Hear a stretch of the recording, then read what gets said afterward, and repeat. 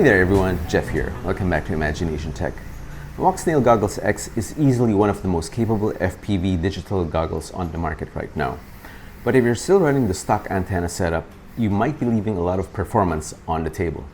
Today we're installing the Walksnail Patch Antenna V2 upgrade and putting it to a side-by-side test to see if the signal boost is worth the bench time.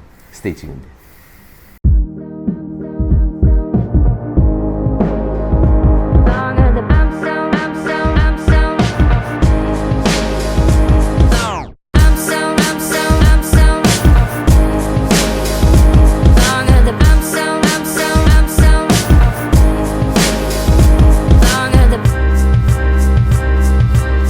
So this is the Walksnail Goggles X, and these are its stock antennas, and this is the Walksnail Patch antenna, and this screws here on the bottom two ports. So you remove these antennas and then put this patch antenna here, which I'll show you in a little while, and you screw the patch antenna to these two antenna ports. However, the transmit antenna of the Walksnail goggles is right here above, so you need bilateral communication for the maximum range, and that is why this doesn't really help that much at all, because these two are receive antennas. So what we're going to do, we're just going to do a quick patch. We're just going to make a quick notch here. You can do a quick notch on both sides, but we just need this one because this one needs to screw up on top. We'll replace the glue so that it reaches the top antenna, and it will look like this. Now again, if you want to do the other side to screw on top as well, that is completely up to you. That would depend on your preference, but yeah, I think that makes more sense, because at least you have both stock stubby antennas here at the bottom, and then you have these two screwed there over at the top. So you can do this by, if you have a file, you can use that. You can clip it, or you can use something like a Dremel or a drill, and that's what I'm going to be using. So let's just start doing that. It doesn't really have to be neat. We just need to make a quick notch.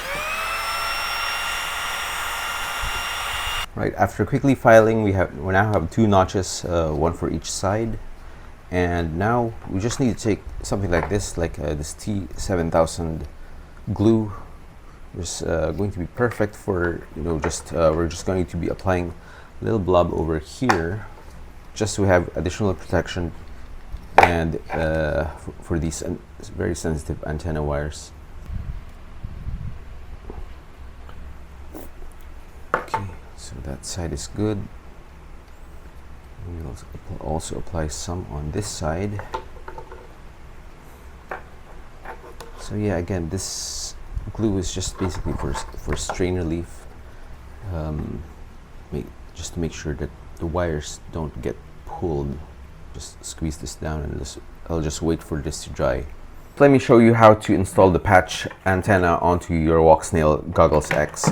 And the first thing is, let's remove this cover, and the first thing is to remove your what do you call this your goggles foam, and you'll see that there is a small hole there for some screws, and these are Phillips screw heads. So you just need to undo the screws here,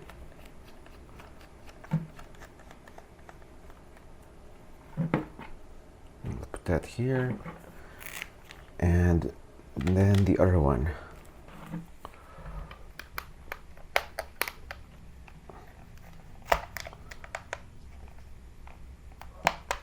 Okay, so once you've pried that open, it's just going to pop off.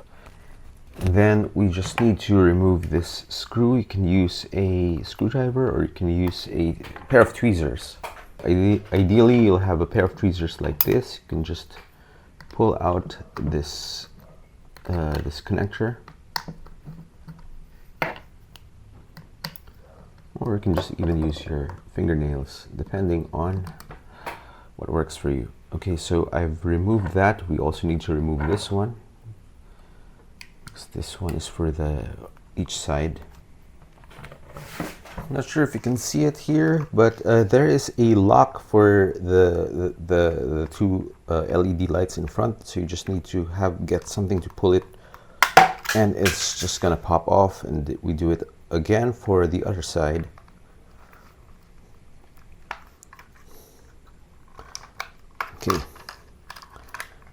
There you go.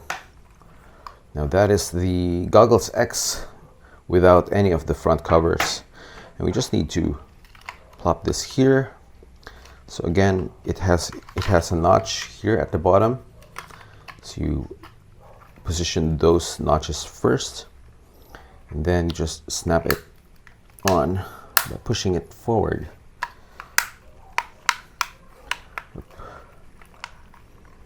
Okay, and we're done. We just need to remove these antennas and screw our patch antenna here.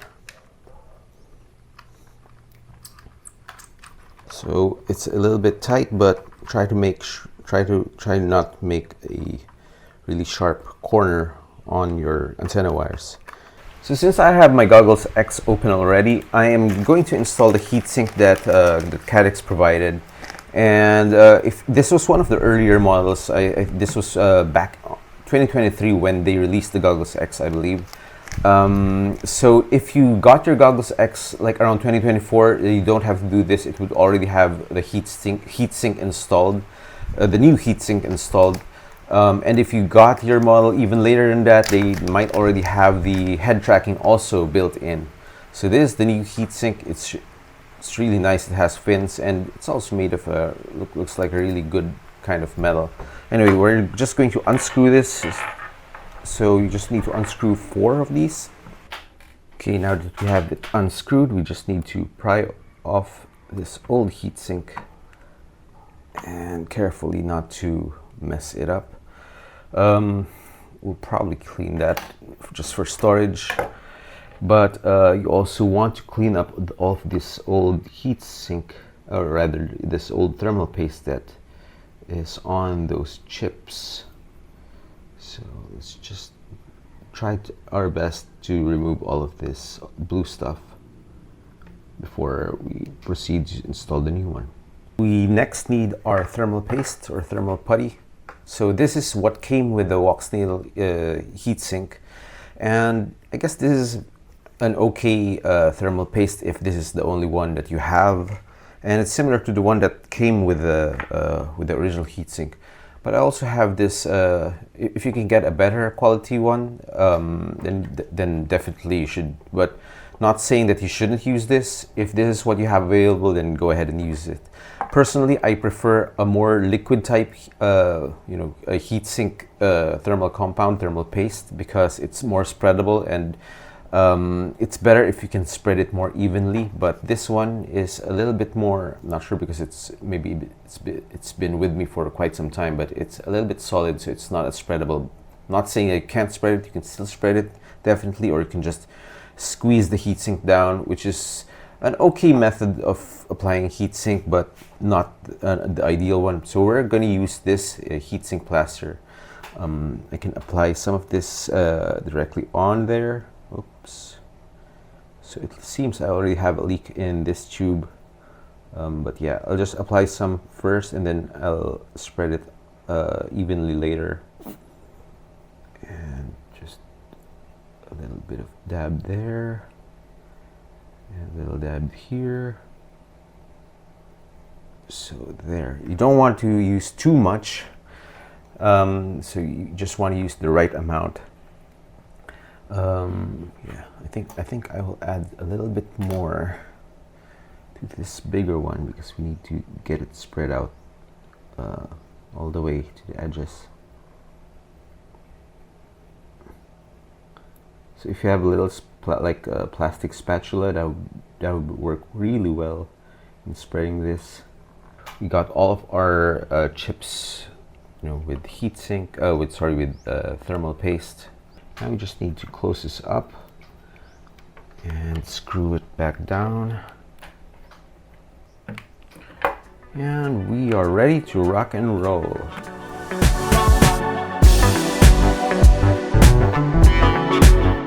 Right now it's time for a flight test to see if the patch antennas are actually doing a good job, or if it's not really helping much at all. So here on this flight, I'm just flying around with the stock stubby antennas, and flying around at the adjacent property adjacent to our apartment, and just to set a baseline.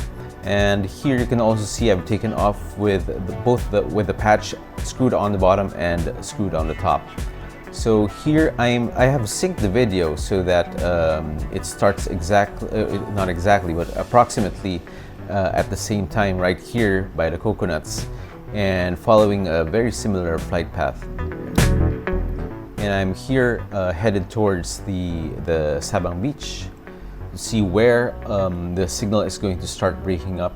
So at the top you can see that the stock stubbies are still holding at around 100 meters. But let's see if it gets a little bit farther than that.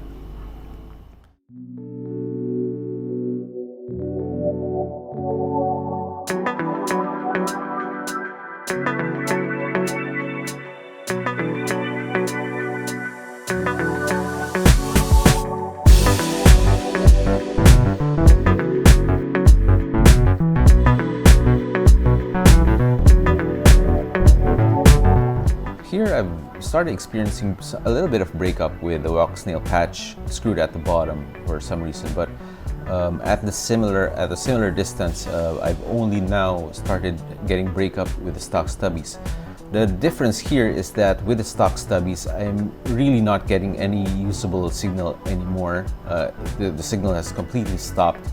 So I've already activated GPS rescue at this point. Obviously, the screen is not refreshing as quickly as I want to. So it's really completely unusable at just less than 400 meters away from the home point. You've probably seen that there were a lot of trees, a lot of obstacles in between me and where the quad is already right now.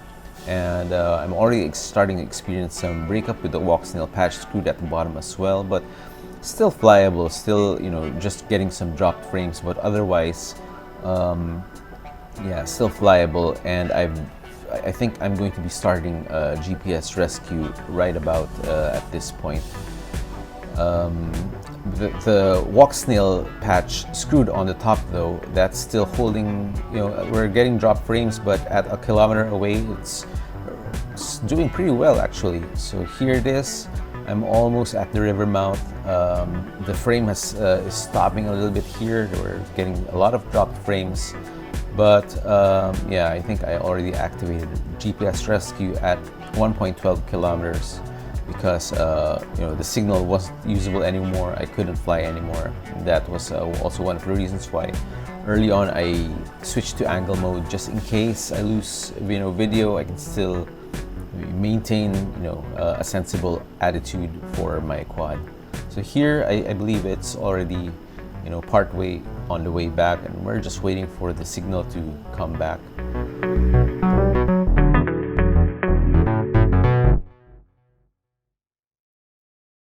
After seeing the difference in range and penetration today, it's clear that the right antenna choice can completely change your flying experience. While not exactly plug and play, at a relatively low cost of $30, this upgrade is not bad at all. If you've already made the switch to these patches or are using a different aftermarket setup, I'd like to hear your results in the comments. Thanks for watching, keep those video links solid, and as always, keep building and keep flying.